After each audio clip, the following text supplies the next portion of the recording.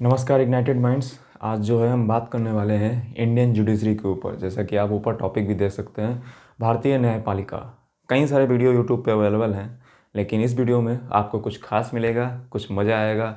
और चलिए बात करते हैं बिना किसी बकवास के इंडियन जुडिशरी पे। इंडियन जुडिशरी पे मैं वीडियो स्टार्ट करूँ उससे पहले मैं आपको बता दूँ कि मेरे हर संडे एक डिटेल लेक्चर आता है जिसमें मैं कॉन्सेप्ट टॉक करता हूँ, और ये डिटेल लेक्चर ही होगा। और यदि आप अगले संडे किस लेक्चर टॉपिक पे लेक्चर देखना चाहते हैं, आप कमेंट जरूर करते जाएं। तो चलिए वीडियो को स्टार्ट कर लेते हैं। तो सबसे पहले बात की जाए जुडिशरी होती कितने टाइप्स की है। तो जुडिशरी वर्ल्ड में जो है, अगर देखा जाए तो मेनली आप 3 प्रकार से जुडिशरी को डिवाइड कर सकते हो।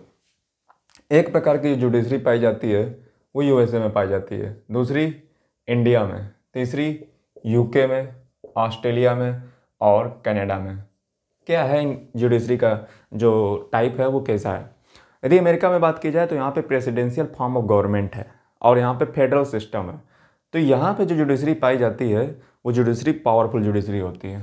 कैसी जुडिशरी होती है? पावरफुल।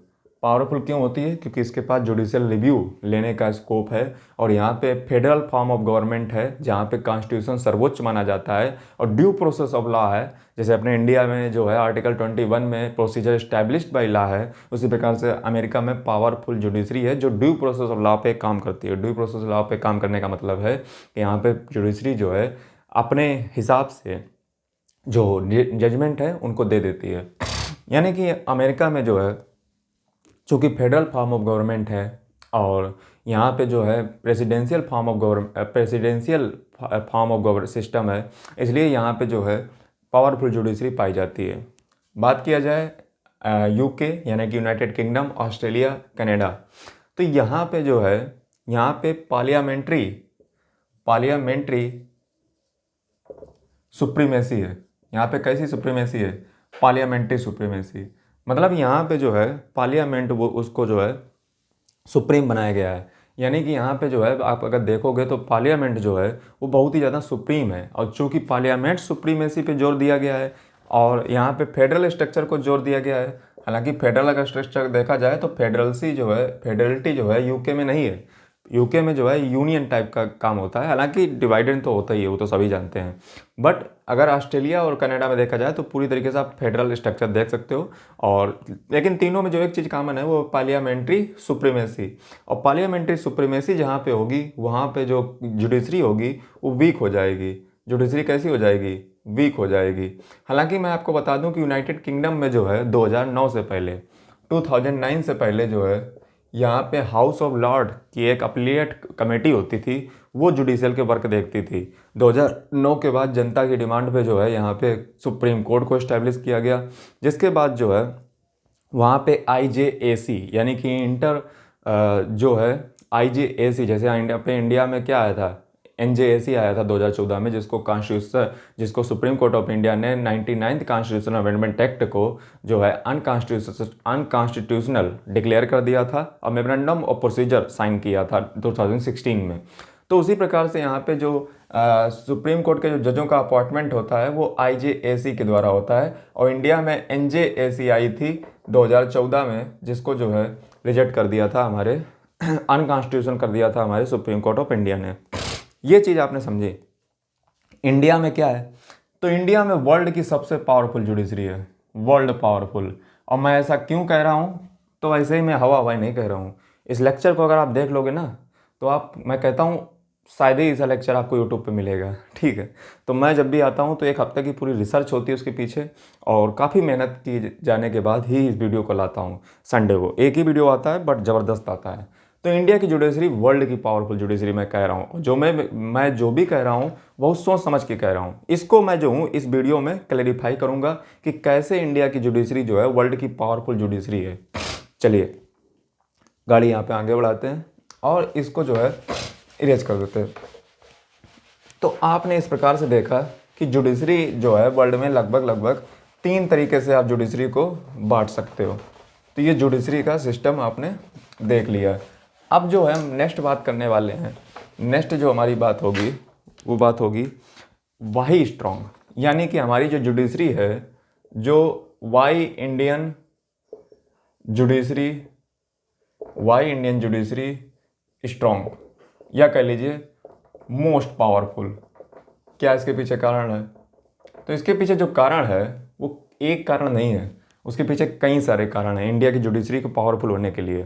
पहला तो जो है हमारे जो आर्टिकल 13 यानी कि आर्टिकल 13 इंडियन सुप्रीम कोर्ट को जो है, भारतीय सुप्रीम कोर्ट को ये ताकत देता है कि जुडिशियल रिव्यू वो कर पाएँ। किस चीज़ का? यानी कि कोई भी लॉ जो है यदि वो इनकंसिस्टेंट है, यदि वो जो है किसी भी फंडामेंटल राइट से इनकंसिस्टेंट है, तो उस सीमा तक, पूरा लॉ नहीं, उस सीमा तक जहाँ तक जो है कोई लॉ, जैसे मान लीजिए पार्लियामेंट ने कोई लॉ बनाया, अगर वो जो है फंडामेंटल राइट से विरोध में आ रहा है, यानी कि इनकंसिस्टेंट है, किसी पार्लियामेंट का लॉ जो है वो किसी फंडामेंटल राइट से इनकंसिस्टेंट है, तो वो उस सीमा तक उसको वाइड या जीरो करार दे दिया जाएगा सुप्रीम कोर्ट के द्वारा। और ये आर्टिकल नंबर 13 में जो है कहा गया है। अगला अगर बात किया जाए तो हमारी जो सुप्रीम कोर्ट है उसके पास जो सबसे बड़ी ताकत है वो है जुडिशियल रिव्यू की।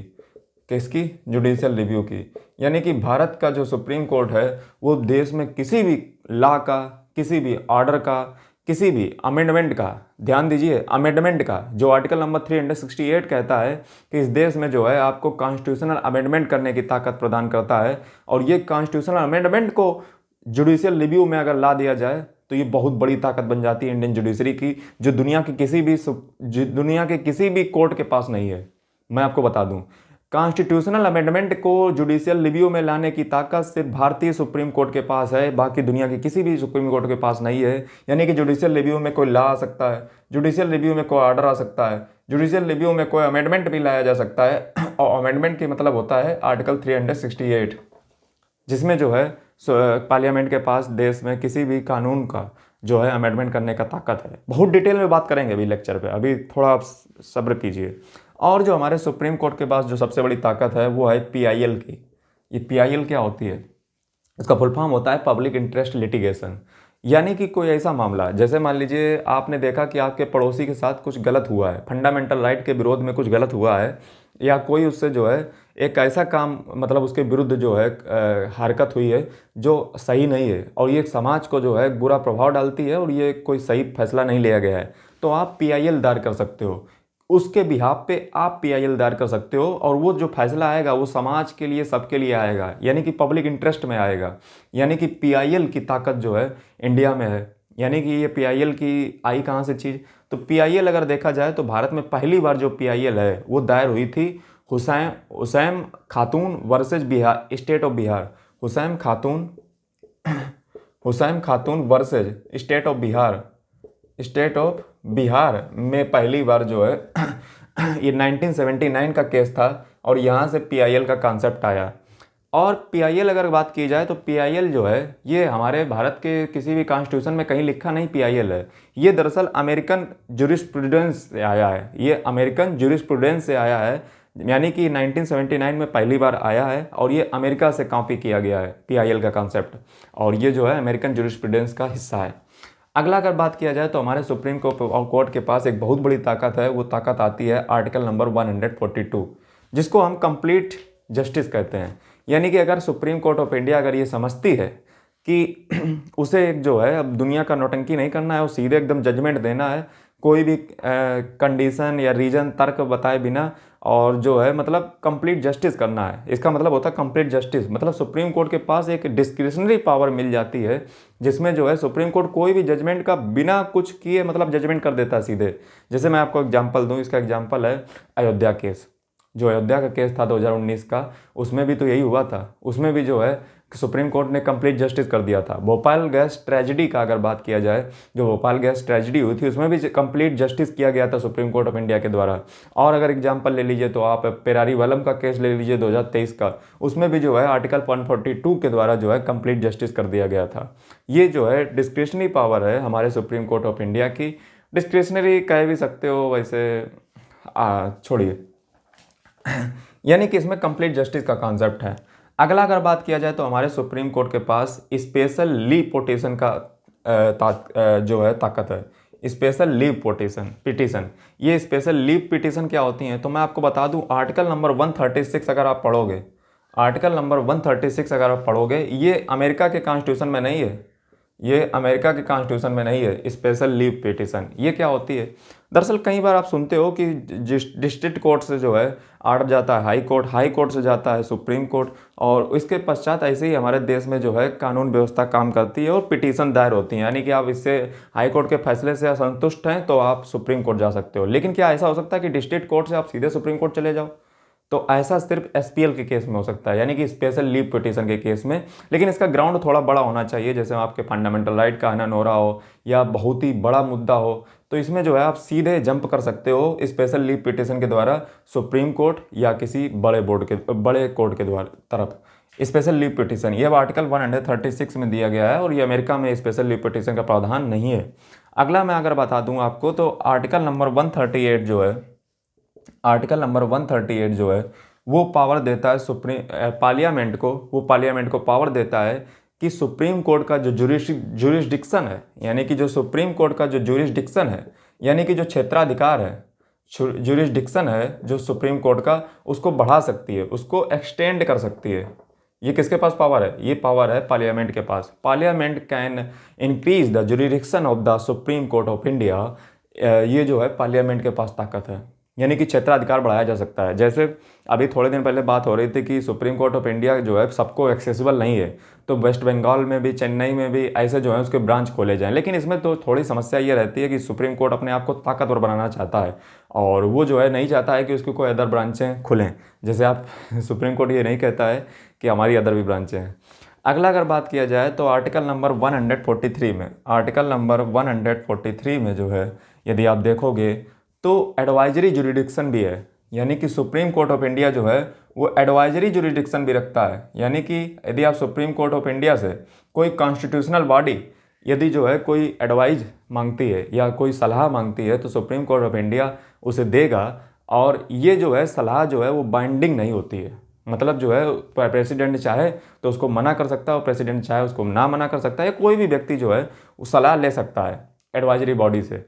एडवाइजरी सुप्रीम कोर्ट से एडवाइस ले सकता है किसी भी कॉन्स्टिट्यूशनल मैटर में, और वो लेने का जो अधिकार है वो किसी कॉन्स्टिट्यूशनल बॉडी के पास ही है, हम आप नहीं जा सकते। अगला देखिए, अगला जो है हमारे सुप्रीम कोर्ट में कितने जज हैं? तो हमारे सुप्रीम कोर्ट में अगर देखा जाए तो 33+1 यानी कि 34 जज हैं, इंक्लूडिंग CJI 34।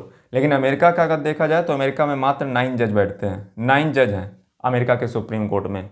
वहीं पे अगला अगर बात किया जाए तो जो आर्टिकल नंबर 142 है, आर्टिकल नंबर 142 है, इसको एक नए तरीके से और समझ लीजिए। आर्टिकल नंबर 142 में क्यूरेटिव पिटीशन भी दायर की जा सकती है। आर्टिकल नंबर 142 में क्यूरेटिव पिटीशन भी दायर की जा सकती है। क्यूरेटिव पिटीशन क्या होती है? तो क्यूरेटिव पिटीशन का मतलब होता है कि आप जैसे सुप्रीम कोर्ट ऑफ इंडिया में अपील करें और सुप्रीम कोर्ट ऑफ इंडिया आपको मना कर दे कि हम आपकी अपील को नहीं लेंगे, आपकी अपील ढंग की नहीं है। लेकिन आप जब दोबारा अपील करते हो, सेकेंड बार अपील करते हो, तो उसको कहा जाता है क्यूरेटिव पिटीशन।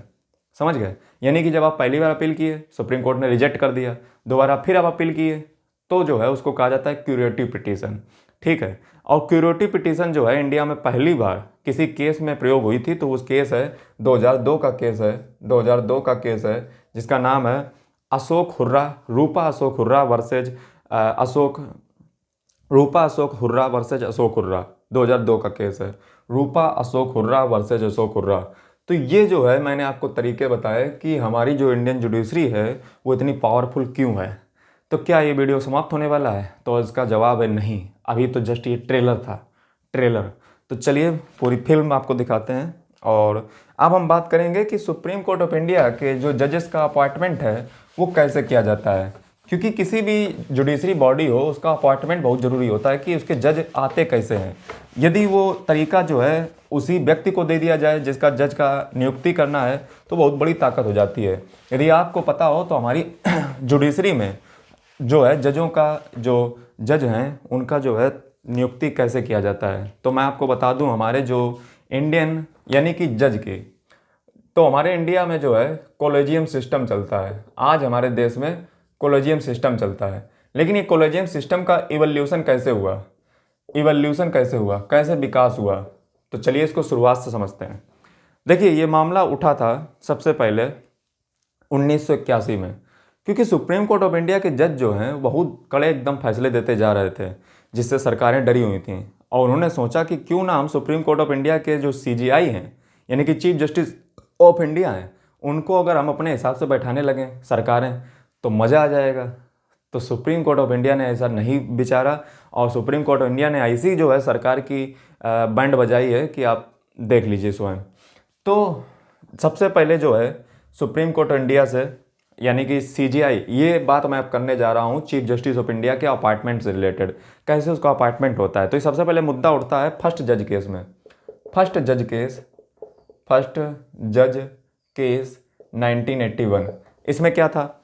इसमें दरअसल ये था कि संविधान में एक टर्म लिखा है। अगर आपको पता हो कि हमारे जो चीफ जस्टिस ऑफ इंडिया हैं या हाई कोर्ट का जो चीफ जस्टिस होता है, इन दोनों का जो नियुक्ति है वो आर्टिकल नंबर 124 में सीजीआई का और आर्टिकल नंबर 217 में, यानी कि 217 में हाई कोर्ट के चीफ जस्टिस का जो है नियुक्ति का प्रोविज़न लिखा हुआ है। लेकिन जब बात अगर इंडिया की जाए तो फर्स्ट जज केस आता है। फर्स्ट जज केस 1981 में हुआ था, और ये केस को जो हम एसपी गुप्ता केस भी कहते हैं, SP Gupta versus union of India. और इसमें दरअसल राष्ट्रपति से ही पूछा गया था कि जो आर्टिकल नंबर 124 में जो कंकरेंस शब्द लिखा है,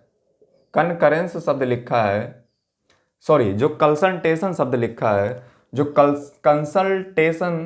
कंसल्टेशन जो वर्ड लिखा है, ये इसका मतलब क्या कंकरेंस होता है? तो सुप्रीम कोर्ट ऑफ इंडिया ने कहा नहीं। मतलब आप बहुत दिमाग से समझिए पहले बात को। आपको ये समझना है कि आर्टिकल नंबर 124 में ये लिखा है कि सुप्रीम कोर्ट ऑफ इंडिया के जो सीजीआई हैं उनका जो नियुक्ति है वो with the consultation of president होगा, यानी कि वो राष्ट्रपति की सलाह से होगा। तो सुप्रीम कोर्ट ऑफ इंडिया के जो प्रेसिडेंट हैं उन्होंने सीजीआई से सवाल पूछा कि इस कंसल्टेशन का मतलब क्या बाध्य है, मतलब जो है क्या सीजीआई जो कह देगा प्रेसिडेंट को वही चुनना पड़ेगा, यानी कि कंसल्टेशन का मतलब क्या सहमति है? तो सुप्रीम कोर्ट ऑफ इंडिया के जो सीजीआई हैं उन्होंने कहा कि नहीं, सहमति जरूरी नहीं है, प्रेसिडेंट जिसको चाहे उसको सीजीआई बना सकता है। कंसल्टेशन का यहाँ पे मतलब कंकरेंस नहीं है, यानी कि सहमति नहीं है। तो ये तो जो है फेवर में चला गया किसके? प्रेसिडेंट के, एसपी गुप्ता केस 1981 का। लेकिन अब क्या होता है? अब होता कुछ यूं है, दरअसल सेकंड जज केस आता है। और सेकंड जज केस जो है वो हुआ था, सेकंड जज केस हुआ था 1993 में। और ये जो है supreme court advocate association on record association का केस था, यानी कि SCORA। इसमें दरअसल था क्या? Supreme court advocate on record association case.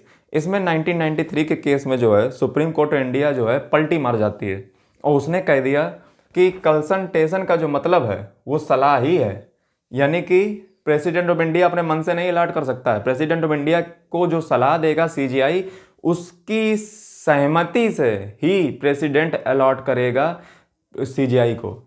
देखिए पलटी मार दी सुप्रीम कोर्ट ने पहले क्या कहा था कि सहमति जरूरी नहीं है सीजीआई की, और बाद में सेकंड जज केस में क्या कह दिया कि सीजीआई की सहमति बहुत जरूरी है। तो ये जो है पलटी मारी गई है। अगला अगर बात किया जाए तो फर्स्ट जज केस में एक बात और कही थी सुप्रीम कोर्ट ने। वो बात ये कही थी कि हाई कोर्ट के जो जजों का ट्रांसफ़र है वो उनकी विल के बिना, यानी कि उनके मर्जी के बिना भी आप कर सकते हो, चाहे जहां करना हो। ये जो है सुप्रीम कोर्ट का निर्णय था फर्स्ट जज केस में। सेकंड जज केस में ये कह दिया गया कि कंसल्टेशन का मतलब कनकरेंस ही है, यानी कि सहमति आपको बनानी ही पड़ेगी सीजीआई के साथ, बिना सहमति के आप अपॉइंटमेंट नहीं कर सकते हो। पलटी मार रही सुप्रीम कोर्ट, देखिए पावरफुल होने जा रही है। दूसरा आप चीज़ इसमें देखोगे कि कॉन्करेंस को कह दिया गया, यानी कि आपको कॉन्करेंस चाहिए ही चाहिए, सहमति करनी ही पड़ेगी सीजीआई के साथ।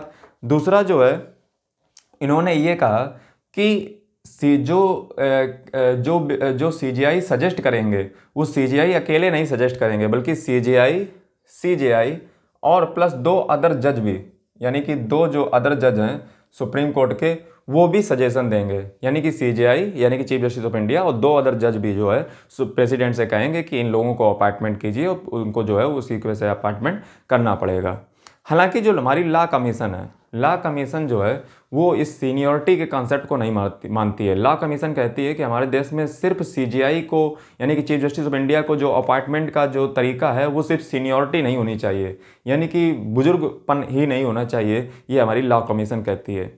तो ये जो है सीजीआई प्लस 2 अदर जज जो है प्रेसिडेंट को देंगे और उसमें से जो है उनको करना पड़ेगा सीजीआई का चयन। उसके बाद जो है थर्ड जज केस आया, थर्ड जज केस। और थर्ड, अच्छा जो कोलेजियम सिस्टम है वो यहीं पे आ गया था। कोलेजियम सिस्टम सेकंड जज केस में आ चुका था, कोलेजियम सिस्टम यहीं पे आ गया था, क्योंकि आप देखिए ना यहाँ पे जैसे ही बाध्यकारी हुआ सीजीआई का फैसला, वैसे ही जो है कोलेजियम सिस्टम जो इंट्रोड्यूस हुआ था वो सेकंड जज केस में हुआ था 1993 के। थर्ड जज केस आता है। थर्ड जज केस में कहा जाता है कि जो कंसल्टेशन वाला मामला है ना, ये दरअसल आर्टिकल नंबर 124 में, आर्टिकल नंबर 217 में, आर्टिकल नंबर 222 में, इन सब में जो है ये कोलेजियम सिस्टम वाला जो मामला है, यानी कि जो कंसल्टेशन का मतलब जो कनकरेंस है, इन तीनों आर्टिकल में अप्लाई होगा। दूसरा जो है इन्होंने इसमें ये कहा कि सीजीआई 2 जज नहीं होंगे, सीजीआई प्लस 4 जज, यानी कि 4 अदर जज भी जो है भेजेंगे। लेकिन इसमें सबसे ज़्यादा जो किसी को तवज्जो दी जाएगी वो सीजीआई की बात को दी जाएगी। तो सीजीआई अब पहले थे 2 जज, यानी कि सीजीआई प्लस 2 जज देते थे अपना मतलब नाम देते थे चयन करके। उसके बाद सीजीआई अब 4 जज हो गए, ठीक है। और यही सिस्टम जो है आज भी हमारे देश में चलता है और इसी को कहते हैं कोलेजियम सिस्टम। कोलेजियम सिस्टम आ यहीं गया था, बस थोड़ी जजों की बढ़ोतरी हुई थी थर्ड जज केस में, ठीक है। तो आप लोग ये सोचते हो कि मैं बीच बीच में कहाँ गायब हो जाता हूँ, तो पीछे पर कैमरा देखता हूँ, ठीक है। हाँ, तो अब जो है बात करते हैं फोर्थ जज केस की। ये फोर्थ जज केस क्या था, तो मैं अगर आपको बताना चाहूँ तो फोर्थ जज केस जो है वो हुआ था 2016 में, 2016 में। और ये भी जो है supreme court advocate on record association का केस था 2016 का। इस 2016 के केस में क्या हुआ था, दरअसल सरकार जो है एक एनजेएसी बिल लाई थी, बिल लाई थी। ये एनजेएसी बिल जो है उसी की मैं बात कर रहा था वीडियो की शुरुआत में। एनजेएसी का मतलब था कि इसमें होगा क्या कि जो सुप्रीम कोर्ट ऑफ इंडिया के जो जजों का नियुक्ति है वो कैसे होगा। उसका स्ट्रक्चर था कि एक होगा सीजीआई, 2 होंगे जज सुप्रीम कोर्ट के, एक होगा कमेटी, और एक जो है कमेटी होगा, किसका कमेटी होगा, एक कमेटी होगा 2 लोगों का एक कमेटी होगा जिसमें लीडर ऑफ अपोजिशन भी हो सकते हैं, पीएम भी हो सकते हैं, कोई भी 2 लोग हो सकते हैं। और एक शायद जो है वो जो है 2 जज होंगे, एक कमेटी होगी और जो है एक लॉ मिनिस्टर होगा। ये सरकार का फ्रेमवर्क था एनजेएसी बिल में कि इसकी मेजॉरिटी से जो है सुप्रीम कोर्ट ऑफ इंडिया के चीफ जस्टिस का जो अपॉइंटमेंट है वो किया जाएगा। एक चीफ जस्टिस ऑफ इंडिया होगा, 2 अदर जजेस होंगे सुप्रीम कोर्ट के, एक कमेटी होगी 2 लोगों की जिसमें जो है कोई 2 एमिनेंट लोग जो सरकार चाहेगी उनको बैठाना, और हो सकता है लीडर ऑफ अपोजिशन, कहा जा रहा था, पता नहीं लीडर ऑफ अपोजिशन होगा या नहीं होगा, एक लॉ मिनिस्टर होगा। तो इस केस में पता आप सरकार कितना बड़ा खेला कर रही थी। आप ये समझिए कि अगर मान लीजिए ये तीनों लोग तो हो गए सरकार के आदमी, ठीक है, 3 लोग आ गए पार्लियामेंट से। अब ये जो 3 लोग हैं इनमें से अगर एक जज को खरीद लिया जाए तो मामला तो चला जाएगा सरकार के पक्ष में, और ये तो जो है सुप्रीम कोर्ट ऑफ इंडिया का जो चीफ जस्टिस है वो सरकार की ओर से आने लगेगा, मामला हो जाएगा गड़बड़। तो सुप्रीम कोर्ट ऑफ इंडिया ने जो है इसको तुरंत अनकॉन्स्टिट्यूशनल डिक्लेयर कर दिया। अनकॉन्स्टिट्यूशनल डिक्लेयर हो गया, यानी कि जो हमारा 99th अमेंडमेंट था, अब 99th कॉन्स्टिट्यूशनल अमेंडमेंट एक्ट 2014 को जो है कॉन्स्टिट्यूशनल हमारी सुप्रीम कोर्ट ने कर दिया। इसके पीछे कारण क्या थे, क्या सुप्रीम कोर्ट ऑफ इंडिया ने अपने आर्गूमेंट दिए, इसके पीछे कारण थे कि जुडिशियल इंडिपेंडेंस खतरे में आ जाएगी। यानी कि हमारे देश में जो है चेक एंड बैलेंस सिस्टम चलता है, जिसका मतलब है कि तीनों अंगों में अलग अलग होना चाहिए, एग्जीक्यूटिव अलग होना चाहिए, लेजिस्लेटिव अलग होना चाहिए, जुडिशरी अलग होना चाहिए। जबकि यहाँ पे जो है जो जुडिशरी है वो लेजिस्लेटिव के साथ मिल रही है, मिलती हुई दिख रही है, चेक एंड बैलेंस नहीं है। इसलिए जुडिशियल इंडिपेंडेंस के लिए ज़रूरी है कि ये जो है बिल ना पास हो या इसको लीगल ना किया जाए। दूसरा जो सुप्रीम कोर्ट ने यहाँ पे अपना जो डिसीजन दिया वो ये दिया कि ये जो जुडिशियल इंडिपेंडेंस का जो काम है ये करवाना किसका काम है, ये आर्टिकल नंबर 50 का काम है। यानी कि आर्टिकल 50 आप पढ़ोगे तो आपका स्टेट का ये काम है कि तीनों अंगों में जो है अलग अलग दूरी बनाए रखें। अगला जो इन्होंने ये दिया कि जो दो लोग है ना, ये दो लोग, ये या तो एससी होंगे, या तो एसटी होंगे, या तो ओबीसी होंगे, या तो जनरल होंगे, या तो ईडब्ल्यूएस होंगे। तो ये लोग जो है अपनी कम्युनिटी फीलिंग को जो है सुप्रीम कोर्ट में लाना चाहेंगे, अपनी कम्युनिटी फीलिंग को दिखाना चाहेंगे। इसलिए ज़रूरी है कि इसको अनकॉन्स्टिट्यूशनल डिक्लेयर कर दिया जाए।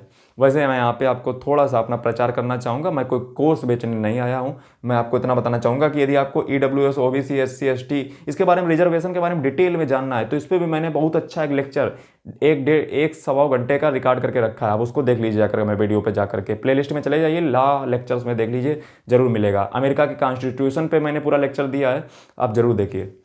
तो 4th जज केस हो गया। अब बात आती है कि सरकार आ गई सख्ते में कि सुप्रीम कोर्ट ये करने वाला क्या है। तो सुप्रीम कोर्ट करने वाला क्या है, तो सुप्रीम कोर्ट को तो अपना करना है, ठीक है। सुप्रीम कोर्ट सुप्रीम बनेगा कैसे। तो अब क्या हुआ, दरअसल सरकार और जुडिशरी में ठन गई कि अब जो है देखें कौन पावरफुल है, अब हम दिखाते हैं। तो इसके लिए क्या हुआ, इसके लिए एक नया कॉन्सेप्ट आया, मेमोरेंडम ऑफ प्रोसीजर।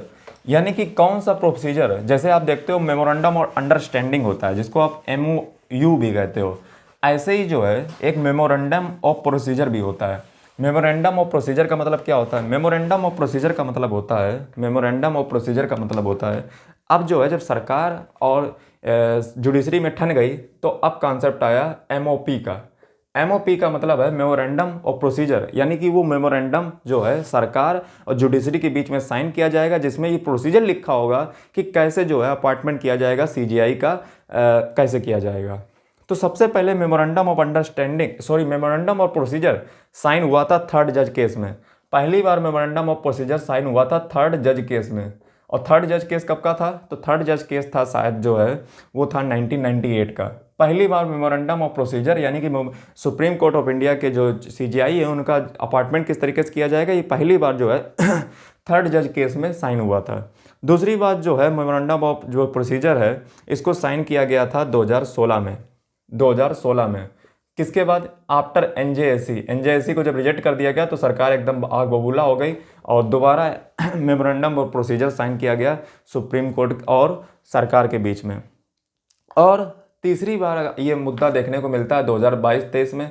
2022-23 में बहुत ज़्यादा टसल हो गया था सरकार और सुप्रीम कोर्ट के बीच में, जिसमें जो है सरकार कह रही थी कि सुप्रीम कोर्ट अपना बहुत बड़ा पावरफुल बना रहा है अपने आप को और जो है हमारी राय ही नहीं ली जा रही है, जिसको देखते हुए 2022-23 में काफ़ी टसल दिखाने को मिला था। हालांकि सुप्रीम कोर्ट ने कहा था कि मेमोरेंडम प्रोसीजर जनता और समाज और कल्चर और डाइवर्सिटी, लिविंग डॉक्यूमेंट, इन सबकी जो तमाम परिस्थितियों को देखते हुए मेमोरेंडम ऑफ प्रोसीजर जो है भविष्य में भी साइन किए जाएंगे और हम जो है सुधार इसमें करेंगे। इतना कह के सुप्रीम कोर्ट पतली गली से निकल गया। अब जो है ये जो है पहला काम खत्म हो गया। यानी कि अब हम बात करने वाले हैं सुप्रीम कोर्ट के पावरफुल बनने की। कैसे कैसे, अभी तक आपने सिर्फ ट्रेलर देखा था, अभी मैं आपको ये बताऊंगा कि वाकई में सुप्रीम कोर्ट पावरफुल कैसे बनता है। आखिर उसका एक उदाहरण भी तो दीजिए, उसका एग्जाम्पल भी दो दीजिए। तो एग्जाम्पल मैं आपको अब देने जा रहा हूँ कि सुप्रीम कोर्ट ऑफ इंडिया दरअसल पावरफुल बनता कैसे है। तो सुप्रीम कोर्ट ऑफ इंडिया कई तरीके से पावरफुल बनता है। जैसे सबसे बड़ा जो खतरनाक टूल है सुप्रीम कोर्ट ऑफ इंडिया के पास वो है जुडिशियल रिव्यू। तो सबसे पहले हम बात करेंगे जुडिशियल रिव्यू पे। क्या होता है जुडिशियल रिव्यू, हालांकि आप में से सभी लोग जानते होंगे लेकिन आज आप वो जानने वाले हो जो आपने शायद ना जाना हो, जुडिशियल रिव्यू। तो उससे पहले मैं स्टार्ट करूँ, थोड़ा पानी गटक लेता हूँ।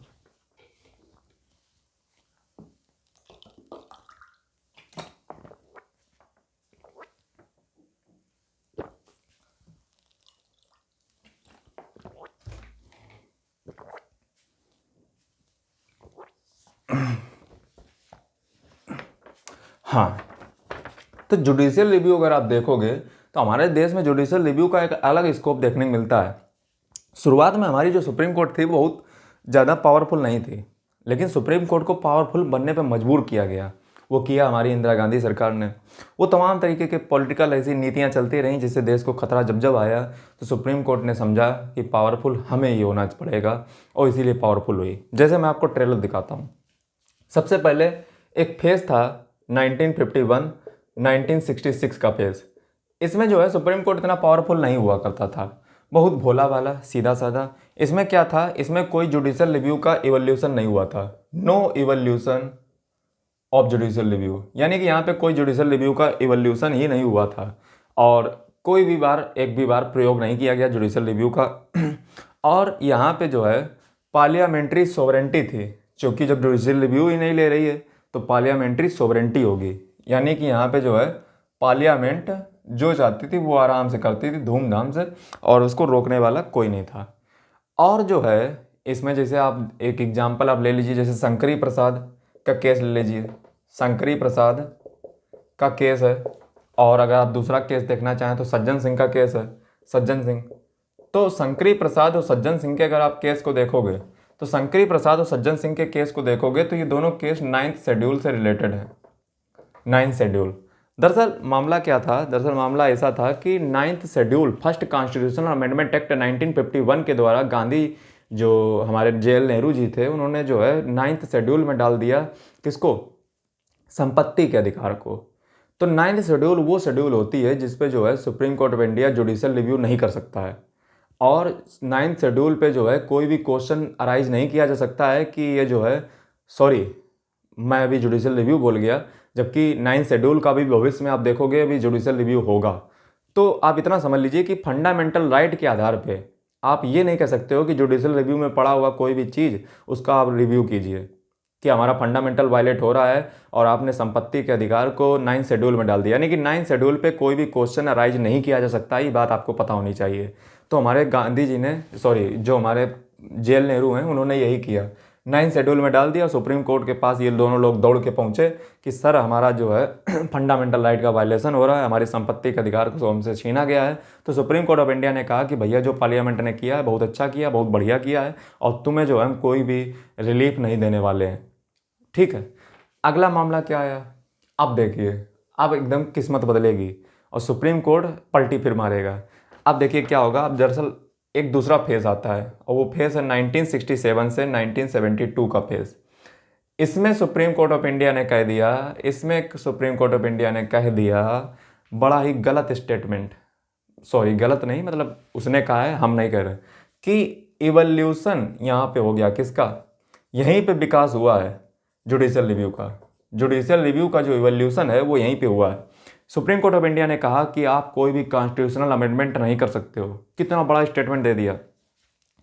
जैसे यहाँ पे कह दिया कि कॉन्स्टिट्यूशनल अमेंडमेंट आप कर सकते हो, संविधान संशोधन कर सकते हो, आप संपत्ति के अधिकार को ख़त्म कर सकते हो, जो कि एक कॉन्स्टिट्यूशनल राइट है। लेकिन यहाँ पे क्या कह दिया कि आर्टिकल नंबर 368 के तहत होने वाले जितने भी कॉन्स्टिट्यूशनल अमेंडमेंट हैं वो सारे जो है आप नहीं कर सकते हो। कॉन्स्टिट्यूशनल अमेंडमेंट करने का ताकत आपके पास नहीं है। जैसे आप कहोगे सर एक केस भी बता दो तो हमारा भी मन डोल जाए, तो देखिए उसका केस का नाम है गोलकनाथ केस। गोलकनाथ केस 1967 का केस है। इसमें सुप्रीम कोर्ट ऑफ इंडिया ने ये स्टेटमेंट दी कि आप कोई भी कॉन्स्टिट्यूशनल अमेंडमेंट एक्ट का अमेंडमेंट नहीं कर सकते हो। तो यहाँ पे सरकार को एकदम हुआ अचंभा कि ये क्या कर दिया सुप्रीम कोर्ट ने। अब जो है सब सरकार सख्ते में और सुप्रीम कोर्ट तख्ते पे। तो यहाँ पे जो है अगला अगर देखोगे तो सुप्रीम कोर्ट ऑफ इंडिया ने भी सोचा कि कॉन्स्टिट्यूशनल अमेंडमेंट तो गुरु करना पड़ेगा, आज नहीं तो कल करना पड़ेगा, कल नहीं तो परसों करना पड़ेगा। ये तो हमने बहुत गलत स्टेटमेंट दे दिया। दरअसल ये दुनिया का जो सार है ना वो ऐसा ही कुछ है। आप किसी भी चीज़ को हाँ या ना नहीं कह सकते हो। यदि आप प्रेमचंद्र जी के शब्दों में समझना चाहें कि इस दुनिया में हर चीज़ का जवाब हाँ या ना नहीं होता है, ये सुप्रीम कोर्ट को अभी समझ नहीं आया था। सुप्रीम कोर्ट को बाद में रियलाइज़ होता कि मैंने गलती कर दी, मुझे हाँ या ना में नहीं बोलना। जैसे इसमें मैंने सीधे हाँ बोल दिया, इसमें से मैंने सीधे ना बोल दिया। अरे उसके बीच का एक रास्ता निकालो। तो तमाम तरीके की बहस होने के बाद 1973 से 1980 तक, यानी कि 1980 तक एक फेज चला जिसको जो है बैलेंस फेज कहा गया।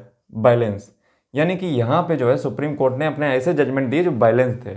बैलेंस जैसे जो है आप देखते हो कौन बनेगा करोड़पति, सॉरी कौन बनेगा करोड़पति नहीं, केशवानंद भारती केस 1973 का केस था। इसमें जो सुप्रीम कोर्ट ने डिसीजन लिया वो बहुत कायदे का डिसीजन था।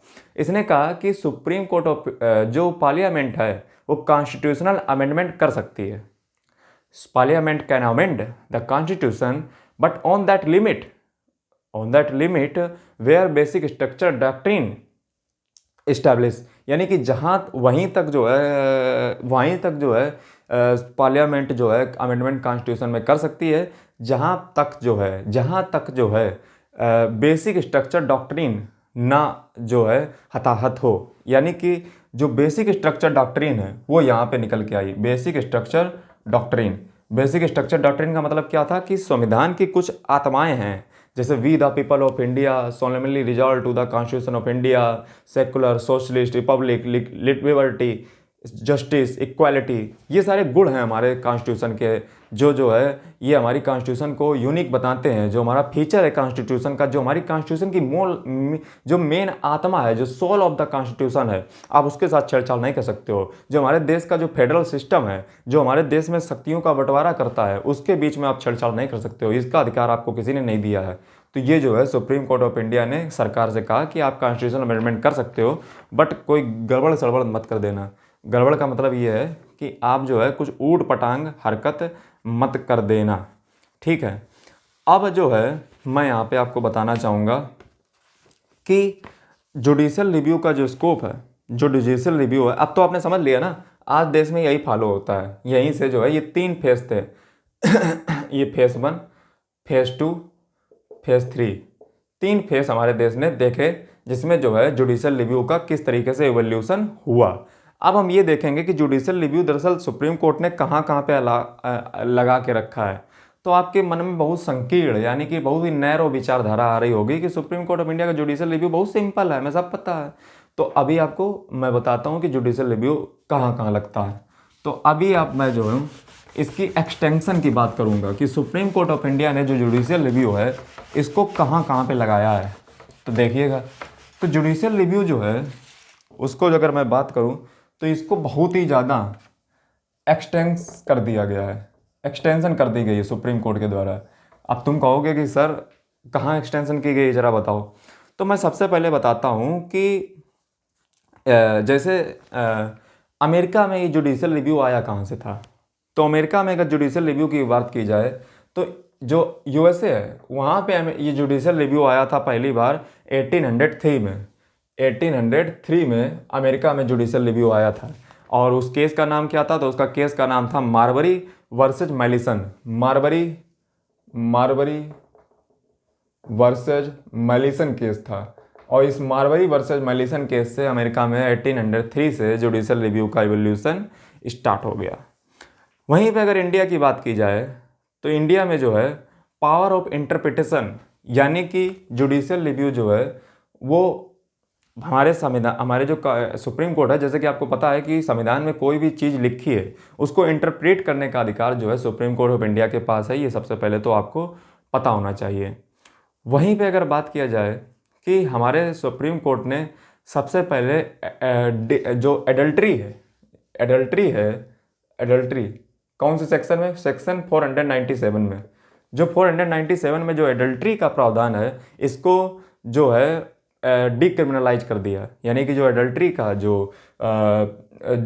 का जो क्राइम था उसको डिक्रिमिनलाइज किया जुडिशियल रिव्यू के थ्रू। उसमें जो है सुप्रीम कोर्ट का तथ्य भी सही था कि जब आप कोई पर्सन ए किसी पर्सन बी की वाइफ सी के साथ अगर कोई जो है गड़बड़ करता है तो वहाँ पे जो है वो एडल्ट्री का जो है प्रावधान नहीं रहेगा, यानी कि वो क्रिमिनल ऑफेंस है ही नहीं क्योंकि उसमें तो है कोई ज़बरदस्ती तो कहीं नहीं है, सहमति है। तो यहाँ पे जो है एडल्ट्री को सुप्रीम कोर्ट ऑफ इंडिया ने सेक्शन 497 के तहत जो है सेक्शन 497 के तहत डिक्रिमिनलाइज कर दिया। अगला अगर बात किया जाए तो एक केस था लिली थॉमस केस। ये केस आपको पता होना चाहिए, लिली थॉमस केस। और ये केस जो है लिली थॉमस केस में जो है क्या किया गया कि जो सेक्शन 8 है, सेक्शन 8 सेक्शन 8 ऑफ RPA 1951। हाँ, lily Thomas case section 8 of people representation act 1951 का जो था, जो ये कहता था कि आपका अगर, जैसे इसको आप राहुल गांधी के केस से भी रिलेट कर सकते हो। जो राहुल गांधी जी अभी जो है, जिनको केरला की, जिनकी भी जो है, जिनके ऊपर मानहानि यानी कि डिफेमेशन का केस लगा था, तो बीजेपी ने उसको जो है दूसरे ही दिन राहुल गांधी को जो है वहाँ से, जो उनको जहाँ से वो केरला के वायनाड से जहाँ से थे वहाँ से तुरंत ही हटा दिया था। इसके पीछे कारण ये केस था, lily Thomas case. Lily Thomas case में सुप्रीम कोर्ट ने कहा था कि इमीडिएट एक्शन से आप हटाइए। जैसे ही किसी व्यक्ति के ऊपर 2 साल या 2 से अधिक साल का जो है किसी प्रकार का चार्ज, आरोप या दोष सिद्ध जो है, अगर किसी के व्यक्ति के ऊपर जो मेंबर ऑफ पार्लियामेंट का हिस्सा है, तो उसके ऊपर जैसे ही लगे उसको तुरंत जो है उसके ऑफिस से निकाल दीजिए। यही जो है बीजेपी ने भी थोड़े दिन पहले किया था, वो लिली थॉमस केस था। हालांकि सुप्रीम कोर्ट ऑफ इंडिया ने जो है सेक्शन 8 ऑफ RPRA एक्ट 1951 के तहत ये कह दिया था कि कोई भी होल्ड करने का तात्पर्य आपके पास नहीं है, आप तुरंत तत्काल प्रभाव से निकल जाइए। यदि आपके ऊपर 2 या 2 से अधिक साल का, इसका आप राहुल गांधी जी के केस से अभी आप रिलेट कर सकते हो। अगला जो है जुडिशियल रिव्यू के तहत ही जो सुप्रीम कोर्ट है उसने सेक्शन 377, इसमें जो है सेक्शन 377, और इसको हम नौतेज सिंह केस भी कहते हैं, नौतेज सिंह केस भी कहते हैं। और इस नौतेज सिंह केस में जो है होमोसेक्सुअलिटी को जो है सुप्रीम कोर्ट ऑफ इंडिया ने मतलब गलत करार दिया। होमोसेक्सुअलिटी को जो है वो गलत करार दिया, यानी कि जो है होमोसेक्सुअलिटी इस देश में नहीं हो सकती है। इसको जो है सुप्रीम कोर्ट ऑफ इंडिया ने सेक्शन 377 को जो है देखा, ठीक है।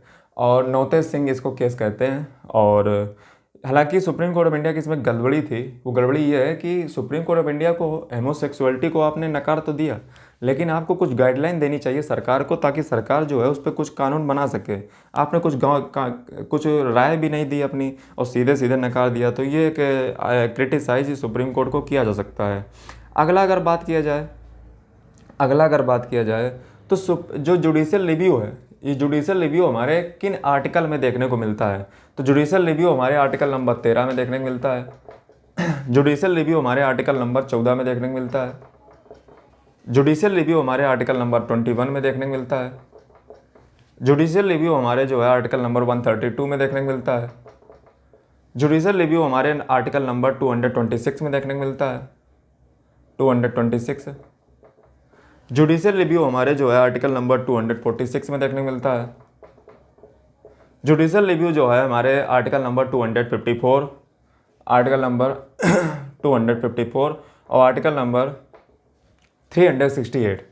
यानी कि इतने ग्राउंड हो सकते हैं जुडिशियल रिव्यू के। जुडिशियल रिव्यू के इतने सारे आर्टिकल का ग्राउंड बना सकती है सुप्रीम कोर्ट ऑफ इंडिया। आप समझ रहे हो कितना विस्तृत दायरा है। अब आप कहोगे सर इतना बताए हो तो फिर इन आर्टिकल को भी डिटेल कर दो, तो चलिए बता देते हैं आपको। आर्टिकल नंबर 13 बात करता है कि कोई भी लॉ यदि इस पार्लियामेंट के द्वारा बनाया जाता है और वो अगर इनकंसिस्टेंट है किसी फंडामेंटल राइट के साथ, तो वो उस सीमा तक जीरो या वाइड हो जाएगा।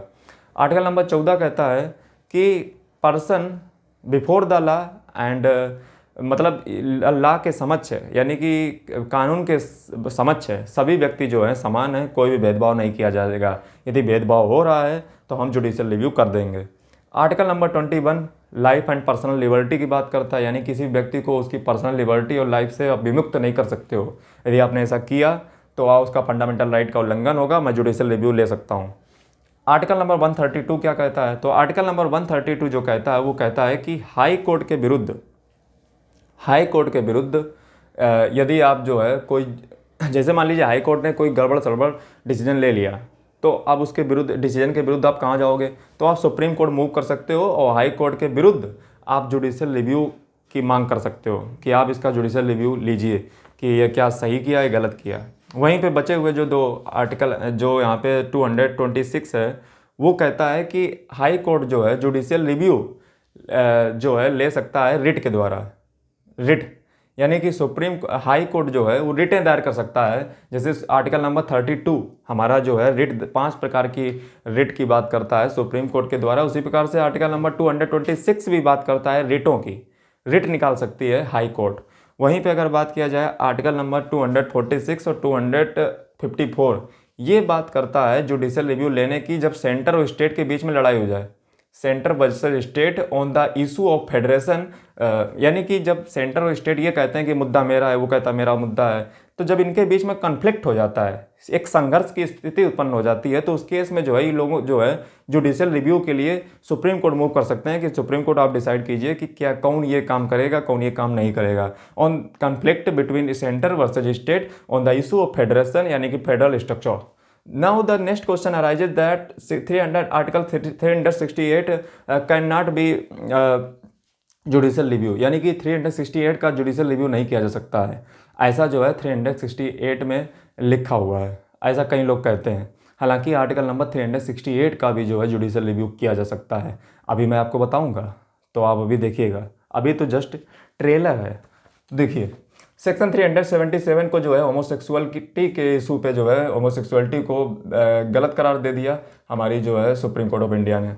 सेक्शन अगला बात किया जाए तो अगला अगर मैं बात करूं तो अगला बात मैं यहाँ पे जो है करूं, उससे पहले मैं जो पानी पी लूँ।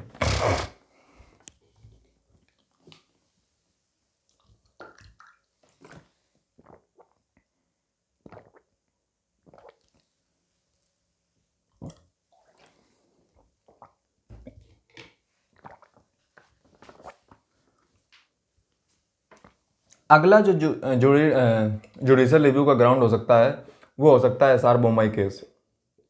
एसआर बोमई केस 1994 का है और ये दो आर्टिकल से रिलेटेड है, एक आर्टिकल नंबर 74 और आर्टिकल नंबर 356। क्या था इसमें जुडिशियल रिव्यू? दरअसल आर्टिकल नंबर 74 का भी जुडिशियल रिव्यू किया जा सकता है। आर्टिकल नंबर 74 कहता क्या है? आर्टिकल नंबर 74 ये कहता है कि काउंसिल ऑफ मिनिस्टर्स जो प्रेसिडेंट के अधीन है, वो जो भी सलाह देंगे प्रेसिडेंट को वो बाध्यकारी है। जबकि सुप्रीम कोर्ट ऑफ इंडिया कहता है कि प्रेसिडेंट अपनी विवेकाधीन शक्ति का प्रयोग करे, अपनी जो है सोच विचार के निर्णय ले कि किसी भी स्टेट में आर्टिकल 356 इम्प्लीमेंट किया जाना है या नहीं किया जाना है। जैसे कई बार क्या होता है कि किसी भी स्टेट में अगर आपको राष्ट्रपति शासन लगाना है 356 के तहत, तो प्रेसिडेंट लगा दे, तो प्रेसिडेंट क्या जब पाएगा तब लगा देगा, तो तुम कहोगे ना काउंसिल ऑफ मिनिस्टर सलाह देंगे आर्टिकल 74 के तहत। तो सुप्रीम कोर्ट कहता है कि माना कि 74 कहता है कि प्रेसिडेंट को करना ही पड़ेगा, बट प्रेसिडेंट एक बार सोच ले कि क्या वाकई में जो है ऐसी स्थिति है कि राज्य में आपातकाल लगाना जरूरी है। क्या बात है। अगला अगर बात किया जाए तो अगला जो चीज़ है वो ये है कोहेलो केस। आपको कोहेलो केस के बारे में पता होना चाहिए। कोहेलो केस है 1997 का। इसमें भी जो है ये कहा गया कि हम जो है कोहेलो केस में, अभी तक क्या कहा जाता था कि 9th शेड्यूल में पड़ा हुआ किसी भी चीज़ पे जुडिशियल रिव्यू नहीं होगा, लेकिन कोहेलो केस में सुप्रीम कोर्ट ने पलटी मारी और कहा कि ऐसा मत सोचिए कि 9th शेड्यूल पे हम रिव्यू नहीं कर सकते हैं, हम 9th शेड्यूल पे भी रिव्यू कर सकते हैं। दरअसल 9th शेड्यूल पे मैं आपको बता दूं कि 9th शेड्यूल पे आर्टिकल फंडामेंटल राइट के तहत आप 9th शेड्यूल पे कोई भी क्वेश्चन अराइज नहीं कर सकते हो, लेकिन सुप्रीम कोर्ट ने कहा कि हम 9th शेड्यूल की भी जुडिशियल रिव्यू कर सकते हैं, आप इस गफलत में मत रहिएगा। अगला अगर बात किया जाए तो अगला केस है Minerva mills case. Minerva mills जो केस है ये 1980 का है, 1980 का है, जिसमें ये कहा कि आर्टिकल नंबर 368 जो है आर्टिकल नंबर 368, ये आर्टिकल 368 के ऊपर था। इसमें ये कहा गया था कि आर्टिकल 368 जो है आपको पूरा एब्सोल्यूट पावर नहीं देता है कि कॉन्स्टिट्यूशन को आप अमेंडमेंट कर दो। दरअसल आर्टिकल नंबर 368 बात करता है बेसिक स्ट्रक्चर डॉक्ट्रिन की, कि आप जो है खूब कीजिए कॉन्स्टिट्यूशन अमेंडमेंट, बट आप इतना जो है किसी को परेशान मत कीजिए कि वो जो है कॉन्स्टिट्यूशन के अगेंस्ट हो। यानी कि article number 368 basic structure doctrine के विपरीत जाने को आपको अनुमति नहीं देता है। आप किसी का पासपोर्ट जब्त नहीं कर सकते हो, किसी का पासपोर्ट जब्त करके आप उसको बाहर नहीं जाने दे रहे हो। ये बेसिक स्ट्रक्चर डॉक्ट्रिन के अधीन है। बेसिक स्ट्रक्चर डॉक्ट्रिन के कहता है कि फंडामेंटल राइट हर किसी का कहीं भी जाने का, आप किसी को पासपोर्ट कैसे आप जब्त कर सकते हो। तो ये जो है मिनर्वा मिल्स से 368 में कहा गया कि हम इसका भी जुडिशियल रिव्यू कर सकते हैं, ध्यान में रहिएगा। अगला अगर बात किया जाए तो कई लोग सोचते हैं कि जो एंटी डिफेक्शन लॉ है, जो एंटी डिफेक्शन लॉ है, एंटी डिफेक्शन लॉ, ये दरअसल जो है मामला है शेड्यूल 10 से रिलेटेड। दरअसल शेड्यूल 10 में अगर आप देखोगे तो पहले आया राम गया राम का कॉन्सेप्ट था, लेकिन अब जो है एक विंडो शॉप खुल चुकी है हर पार्टी की, जहाँ पे जो है झारखंड की सरकार गिराई जाती है, बिहार की सरकार गिराई जाती है, महाराष्ट्र की सरकार गिराई जाती है, जिसके आपने तत्कालीन प्रभाव आपने देखे। तो सुप्रीम कोर्ट ऑफ इंडिया ने कहा कि नेता अगर इस प्रकार से जो है उधर पार्टी इधर पार्टी ज्वाइन करेंगे, वो भी बठेरों, यानी कि ठेका में अब उधर से उधर पार्टी में ट्रांसफ़र करोगे, तो हम इसकी भी जांच कर सकते हैं। किस किस ग्राउंड पे करेंगे? तो हम करेंगे डेमोक्रेसी के लिए। क्या ऐसा तो नहीं देश में डेमोक्रेसी की ऐसी की तैसी होगी? डेमोक्रेसी का मतलब है कि जिस पर्सन को जनता ने चुना है, जिस पार्टी को जनता ने चुना है, वो पार्टी के नेता किसी दूसरी पार्टी में जा रहे हैं, जनता के साथ खिलवाड़ कर रहे हो, डेमोक्रेसी के साथ खिलवाड़ कर रहे हो। यानी कि इस गफलत में मत रहिएगा कि हम एंटी डिफेक्शन लॉ का जो है जुडिशियल रिव्यू नहीं कर सकते, हम इसका भी जुडिशियल रिव्यू कर सकते हैं, ये बात याद रखिएगा। तो शेड्यूल 10 में दिया गया एंटी डिफेक्शन लॉ के तहत। अगला अगर बात किया जाए तो एक केस है BP single case. BP single case क्या है? बीपी सिंगल केस, तो बीपी सिंगल केस की अगर बात की जाए तो इसने ये कहा था कि गवर्नर जैसे गवर्नर अभी क्या होता है कि आप देखते हो कि गवर्नर किसके द्वारा अपॉइंट होता है? गवर्नर का जो अपॉइंटमेंट है और जो रिमूवल है, यानी कि गवर्नमेंट का चुना जाना और गवर्नर को हटाना, इसके पीछे भी जो है आपके पास तर्क होने चाहिए। किसके पास? प्रेसिडेंट के पास। ये नहीं कि कभी भी जब पाया किसी भी गवर्नर को अपॉइंट कर दिया, किसी भी गवर्नर को हटा दिया, ऐसा कुछ नहीं चलेगा। आपके पास एक लॉजिक होना चाहिए, उसी से जो है आप प्रेसिडेंट महोदय आप अपॉइंट करें, यह आपकी जो है दायित्व है। ये किसमें कहा? बीपी सिंगल केस में। यानी कि गवर्नर का भी अगर आपने अपॉइंटमेंट कुछ उल्टा सीधा किया है, अगर आपने हटाया भी गवर्नर को या लगाया भी गवर्नर को उल्टा सीधे तरीके से है, तो इसका भी हम जुडिशियल रिव्यू कर सकते हैं, सुप्रीम कोर्ट ऑफ इंडिया। अगला अगर बात किया जाए तो अगला केस है पेरारी वलन का केस। पेरारी वलन का केस अभी हाल ही का केस है 2023 का। और पेरारी वलन के केस में जो है जो सुप्रीम कोर्ट है उसने 2 आर्टिकल को लेकर के मुद्दा उठाया। एक आर्टिकल नंबर 72 था और एक आर्टिकल नंबर 161 था। दरअसल इसमें केस में हुआ क्या था? इसमें केस में जो है वो सुप्रीम कोर्ट ऑफ इंडिया ने ये कहा कि जो राष्ट्रपति को ताकत मिलती है ना मर्सी पिटीशन को उठाने की, मतलब किसी भी व्यक्ति को जो है आप माफ़ कर दो सज़ा, ये ताकत किसके पास है? तो ये ताकत 2 व्यक्तियों के पास है, एक तो राज्यपाल के पास है, एक है राष्ट्रपति के पास। राष्ट्रपति को ताकत मिलती है आर्टिकल नंबर 72 से, और जो प्रेसिडेंट को ताकत मिलती है वो आर्टिकल नंबर 72 से, और जो गवर्नर को ताकत मिलती है वो मिलती है आर्टिकल नंबर 161 से, यानी कि 161 अनुच्छेद से। और पेरारी वलन का जो केस था ये दरअसल ये मर्सी पिटीशन को लेकर के इसमें सुप्रीम कोर्ट ने कहा था कि आप मर्सी पिटीशन देते समय कोई भी ऊल्ट पटांग उल जलूल हरकत ऐसी नहीं करोगे जिससे सुप्रीम कोर्ट ऑफ इंडिया के जो उसने जजमेंट सुनाया है उस पर कोई बहुत बड़ा जो है विपत्ति कारक एक तरीके से जो है एक गलत जो है जनता में भावना जाए कि प्रेसिडेंट और गवर्नर तो माफ़ कर देते हैं। यानी कि मर्सी पिटीशन देते समय भी आपके पास कुछ बढ़िया ठोस तथ्य होने चाहिए और उल्टा सीधा उल जुलूल काम आप नहीं करोगे, वरना मैं मर्सी पिटीशन की भी जुडिशियल रिव्यू कर दूंगा, मर्सी पिटीशन की भी जुडिशियल रिव्यू। तो ये जो है सुप्रीम कोर्ट ऑफ इंडिया ने पेरारी वलन के केस में 2023 में कहा था, जो कि 2018 में शायद मल्टी पिटीशन दायर की गई थी। हालांकि जो है अभी पेरारी वलन के केस की एक मैं दूसरे लुक से भी अभी इसकी व्याख्या करूंगा, तो अभी तो जस्ट ट्रेलर है, तो फिल्म देखते रहिए। आगे अगर बात किया जाए तो सुप्रीम कोर्ट ऑफ इंडिया ने जो है ये तो हो गई जुडिशियल रिव्यू की बात, यानी कि judicial review supreme court of India ने किन किन ग्राउंड पे किया है, अब इसकी डिटेल व्याख्यात्मक व्याख्या जो है इस वीडियो में आपने देखी। अभी जो है जुडिशियल रिव्यू तो सुप्रीम कोर्ट का एक हथियार है, सुप्रीम कोर्ट के पास ऐसे बहुत से हथियार हैं, अभी मैं उनकी भी बात करूंगा। तो चलिए यहाँ पे दूसरे हथियारों की बात करता हूँ, वीडियो के अंत में पहुँचने की कोशिश करता हूँ। तो लास्ट एंड फाइनल टॉपिक हमारा होगा जुडिशियल एक्टिविटीज़म, यानी कि सुप्रीम कोर्ट की जो एक्टिविटीज़म है, यानी कि जो जैसे आपने देखे होंगे सोशल मीडिया एक्टिविटीज़, इन्फ्लुएंसर, वैसे सुप्रीम कोर्ट भी जो है एक एक्टिविटीज़म है, मतलब जो है एक अभियान चलाता है, एक जो है अच्छा काम करता है न्याय दिलाने में। तो सुप्रीम कोर्ट का जो जुडिशियल एक्टिविटीज़म है वो क्या है उसको हम समझने की कोशिश करेंगे, और सुप्रीम कोर्ट ऑफ इंडिया इसको कैसे इस्टेब्लिश करता है। तो अब हमारी बात है जुडिशियल जुडिशियल एक्टिविटीज्म, एक्टिविटीज्म, ये क्या चीज़ होती है जुडिशियल एक्टिविटीज्म? तो जुडिशियल एक्टिविटीज्म का अगर बात किया जाए तो प्रोफेसर MP सिंह के शब्दों में अगर आप समझने का कोशिश करो कि सुप्रीम कोर्ट जब लॉ मेकिंग के प्रोसेस में यानी कि लेजिस्लेटिव के काम में अपना हस्तक्षेप करने लगती है तो उसको हम जुडिशियल एक्टिविटीज्म कहते हैं।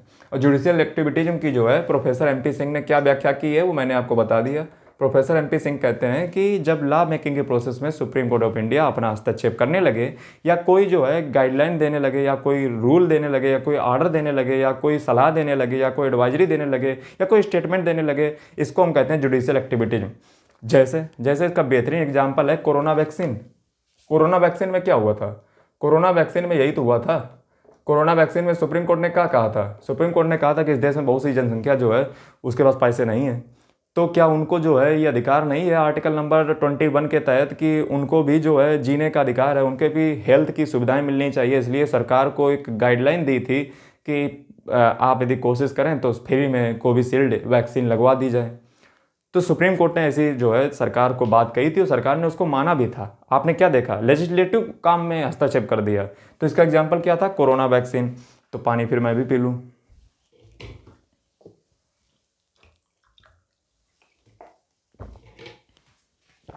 अगला जो बात किया जाए ये तो हो गया इस तरीके से जुडिशियल एक्टिविटीज के जो है कौन से हथकंडे हैं जो सुप्रीम कोर्ट लेता है। तो पहला तो हो गया जुडिशियल रिव्यू। जुडिशियल रिव्यू के तहत जो है सुप्रीम कोर्ट अपने जुडिशियल एक्टिविटीज को स्थापित करता है। लेकिन जुडिशियल रिव्यू पे मैंने बहुत डिटेल से बात कर चुका हूँ, अब मैं बात नहीं करूँगा, आप कुछ दूसरे फंडे पर बात करूँगा। अगला जो सुप्रीम कोर्ट का हथियार है वो है कॉन्स्टिट्यूशनल मोरालिटी।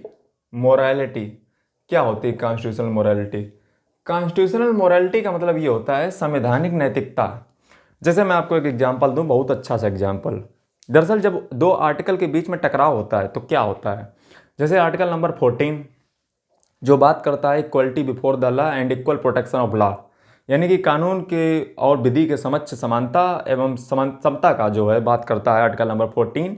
वो जो है अगर टकरा जाए कहीं आर्टिकल नंबर 25 से, यानी कि जो धर्म को आत्मसात और धर्म को जो है ग्रहण करने की स्वतंत्रता देता है, हर व्यक्ति को इस देश में धर्म का आचरण करने की स्वतंत्रता देता है, जब इनमें दोनों में वैचारिक मतभेद हो जाए या इन दोनों में जो है टकराव हो जाए तो कौन सा आर्टिकल जीतेगा? तो सुप्रीम कोर्ट ऑफ इंडिया कहता है ये मुद्दा है कॉन्स्टिट्यूशनल मोरालिटी का, संवैधानिक नैतिकता का, और इसमें जो आर्टिकल जीतेगा वो आर्टिकल जीतेगा आर्टिकल नंबर 14 यानी कि आर्टिकल नंबर 14। यानी कि जब आर्टिकल नंबर 14 जो आर्टिकल नंबर 25, जैसे इसका बेस्ट एग्जांपल है सबरीमाला। सबरीमाला में क्या था? सबरीमाला में यही पोजीशन थी, महिलाओं को जो है आर्टिकल नंबर 25 के अनुसार मंदिर में नहीं घुसना दिया जा रहा था। सुप्रीम कोर्ट ऑफ इंडिया ने कहा कि आर्टिकल नंबर 14 ये कहता है कि समता होनी चाहिए, समानता होनी चाहिए, आप मंदिर में घुसने से रोक नहीं सकते हो, महिलाओं को अंदर जाने दिया जाए केरला में। तो अंत में क्या हुआ? सबरीमाला मंदिर में महिलाएं जीत गईं। कॉन्स्टिट्यूशन मोरालिटी के और भी बहुत सारे एग्जाम्पल हैं, जैसे नाज फाउंडेशन केस हो गया, और अगला एग्जाम्पल इसका है सबरीमाला केस। अगला इसका एग्जाम्पल है नौतेज सिंह केस। तो ये 3 एग्जाम्पल मैंने आपके सामने कॉन्स्टिट्यूशनल मोरालिटी के दे दिए।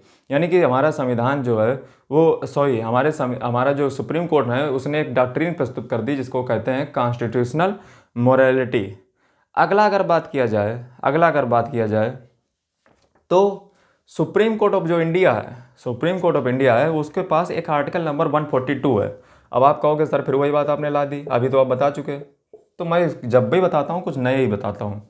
तो इसमें ये कहता है कि सुप्रीम कोर्ट ऑफ इंडिया जो है वो कुछ लेजिस्लेटिव पावर्स हैं उसके पास to frame rules and law to ensure complete justice. यानी कि सुप्रीम कोर्ट के पास कंप्लीट जस्टिस का जो है राइट है, कंप्लीट जस्टिस, और जिसके लिए वो जो है कुछ कानून, कुछ रूल्स, कुछ ऑर्डर पास कर सकता है। सुप्रीम कोर्ट के पास कंप्लीट जस्टिस का अधिकार है।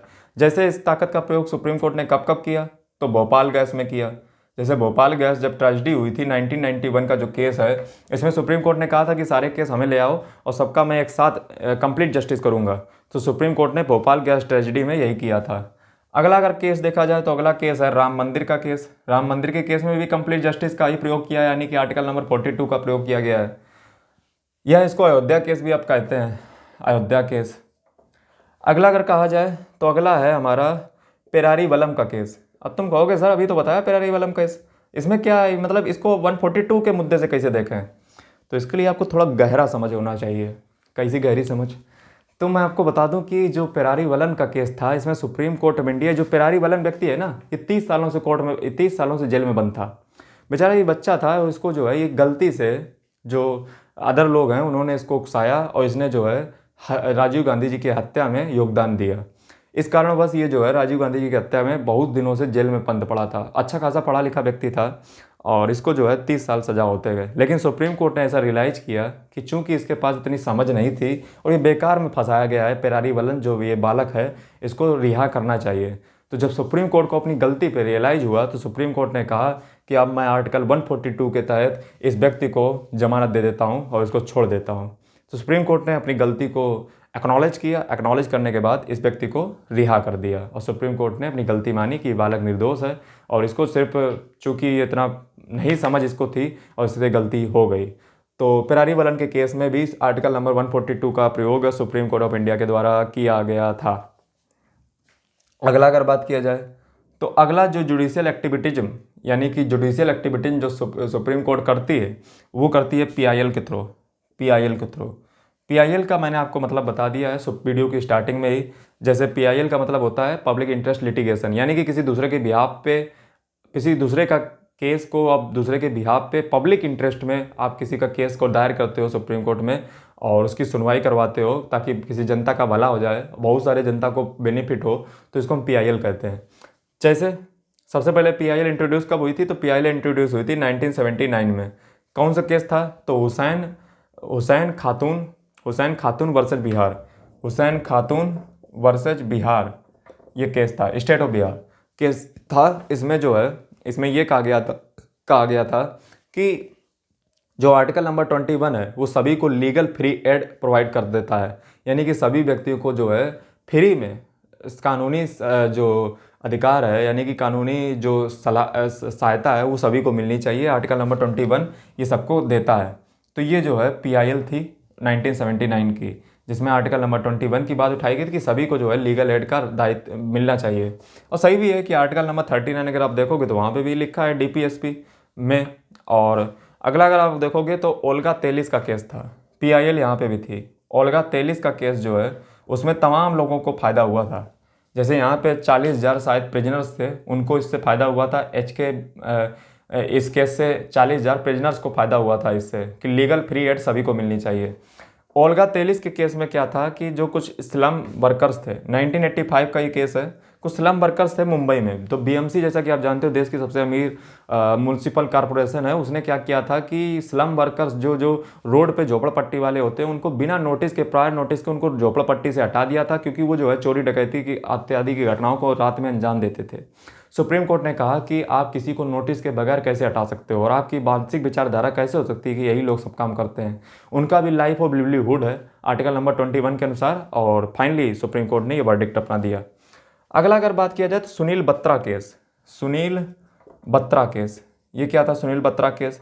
तो सुनील बत्रा जब जो है जेल में थे तो इन्होंने जो है ये स्टेट ऑफ दिल्ली के विरुद्ध, ये दिल्ली सरकार के विरुद्ध जो केस था, दिल्ली के विरुद्ध जो केस था, इसमें जो है कहा था कि कैदी को भी जो है कोई इनह्यूमन कृत्य उसके साथ नहीं होना चाहिए, यानी कि कोई भी अमानवीय जो कृत्य है वो किसी भी कैदी के साथ नहीं होना चाहिए। उनको भी जो है अपने ज़िंदगी में इम्प्रूवमेंट का अधिकार है, अपनी लाइफ को जीने का अधिकार है। आप उनके साथ कोई भी इनह्यूमन कृत्य नहीं कर सकते हो। 1978 का केस है।